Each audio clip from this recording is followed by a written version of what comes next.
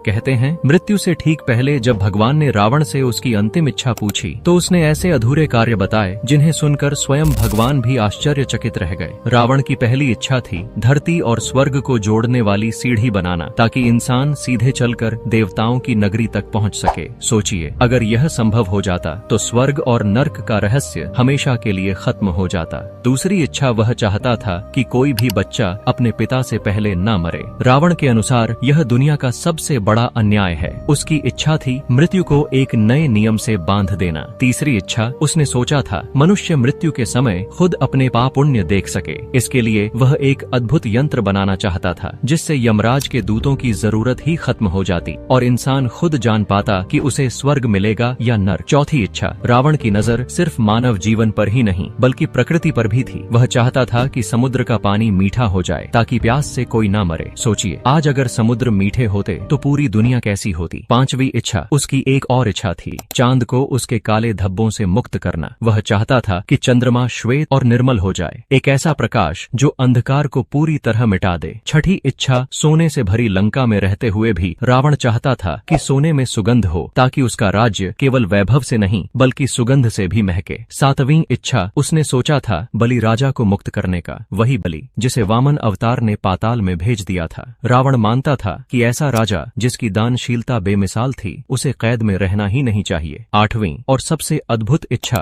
रावण चाहता था कि पृथ्वी का भार उठाने वाले शेषनाग को मुक्त कर दे। उसने सोचा था इंद्र के वज्र और पृथ्वी के लोहे को मिलाकर एक अखंड खंभा बनाएगा जो सृष्टि का बोझ संभाले ताकि शेषनाग विश्राम कर सके। अब सवाल यह है, अगर रावण सच में यह काम पूरे कर देता तो क्या हम आज की दुनिया को पहचान भी पाते? अगर आपको लगता है कि रावण सिर्फ नायक या खलनायक नहीं बल्कि एक रहस्य था तो कमेंट में लिखिए जय श्री राम और इस वीडियो को अपने दोस्तों से शेयर कीजिए।